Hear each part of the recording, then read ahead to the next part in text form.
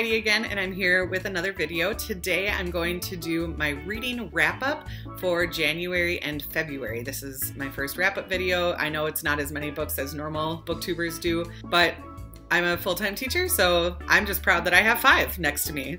And let's get started. The first book that I read in January was Troublemaker by Leah Remini, and this book is about her surviving Hollywood and Scientology. And I really didn't know a lot about Scientology going into it, although the only thing I really knew was that it was crazy. And for some reason, it fascinated me just trying to learn about all this, and so that's why I picked it up. I also love Leah Remini. I think she was great in The King of Queens. She is hysterical. She has a show on, I think, is it TLC? Oh shoot, I can't remember. I'll have to look it up. But she has a show all about her life and her daughter and her husband and family, and it's a great show. I think she's just super sweet, and I really liked the book.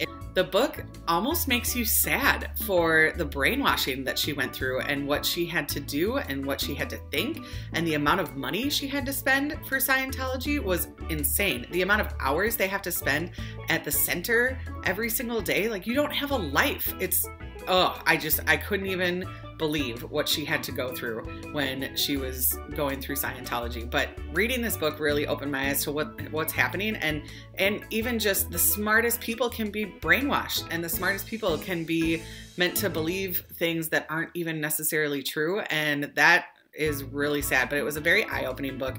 I hope that you pick it up and read it. I really like Leah Remini and would like to support her, and I think you should too. The second book that I read in January was Fish in a Tree, and that one was given to me by my colleague Leona, and she read that for Global Read Aloud. Her and my colleague Sandy read that to their 6th graders for Global Read Aloud, and they said it was really good, and so I thought that I would check it out. I ended up giving it only a 3 out of 5 stars on Goodreads. I liked it, but it was, I don't know, it was okay. It had a lot of plot holes. There were a lot of things missing. The character development wasn't really there. I mean, it was a good story. It was a quick read, but I wouldn't read it again. But I'm glad I read it. So that's why I got a 3 out of 5 stars on Goodreads. So that's all I have to say about that one. The next book I read was kind of a January, February book, and that was 13 Reasons Why by Jay Asher.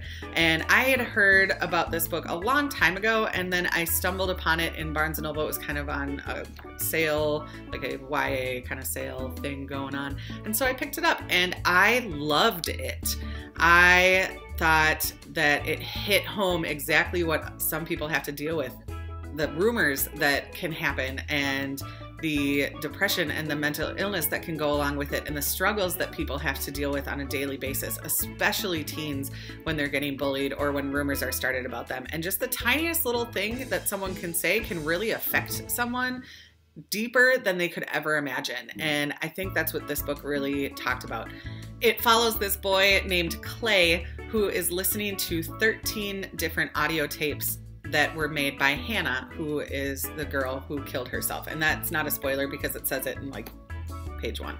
And he's listening to these tapes, and these tapes are made, 13 of them, for the 13 people who were kind of like the reasons why she ended up committing suicide. And it follows her story. And so these 13 tapes show up on Clay's front doorstep, and he gets home from school and he opens these tapes, and it just says to listen to them, and he puts in the first one and he listens to it, and it's Hannah's voice telling this story. And it says that if you're getting these tapes, that means that you are one of the reasons why she killed herself, and you need to listen to all 13 tapes in order to understand, to figure out why you're one of the people who made her kill herself. So imagine how much emotion Clay is going through. And so it follows Clay as he listens to these tapes, and then he is supposed to pass these tapes on to the person who is next in line. So after he hears his tape, the person who's on the tape behind him, he's supposed to send these to and not have a return address so that everyone can get the same experience. And she basically says, I have someone watching you. If you don't pass these tapes along, then these tapes will go public and everyone in the world will be able to hear the story and what you did to me to make me kill myself. And it's just heartbreaking. It's gut-wrenching, and you just feel for Clay the whole time, and you feel for Hannah, and then you're angry, and then you're sad, and then you're crying, and then you're laughing because some of it's funny. And at the end, you just feel this sense of almost relief that now he knows the story, and it's sad that Hannah's gone, but now he can move on and try and do things a little bit differently and make better decisions. And the thing is, Clay wasn't even really one of the people who was bad. It just happened to be in the wrong place at the wrong time. So I'm not going to say too much more, but this is a really great book. I think I gave it a 4 out of 5 stars on Goodreads, and I think you should go pick it up. The fourth book I read in January, February was Flunked by Jen Kalanita, and this is the first book in the Fairy Tale Reform School series. I loved this book. It's a middle grade fairy tale retelling, but it's actually not a retelling, it's an extension. It happens in the world of fairy tales, and the princesses and everyone are in it, but it's not a retelling of any of those stories. So I think this is a really great book. It's a middle grade read. It's quick, and the second book just came out, and that's the fifth book that I read, was Charmed by Jen Kalanita. And I actually got an ARC of this from a Goodreads giveaway, and I was very excited because I had just finished up Flunked and ended up getting an email saying that I won this giveaway. And so as soon as it came in my mailbox, I picked it up and started reading it right away.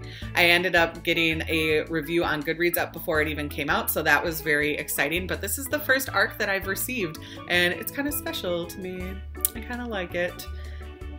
It's kind of weird that I'm rubbing my face with a book. It's okay.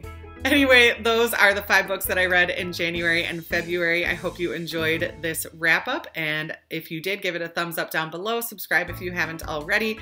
Leave comments if you've read any of these books, or if you're even interested in any of these books, and I'll tell you which one to read first. So I hope everyone has a wonderful day, and I will see you in another video. Bye, everyone.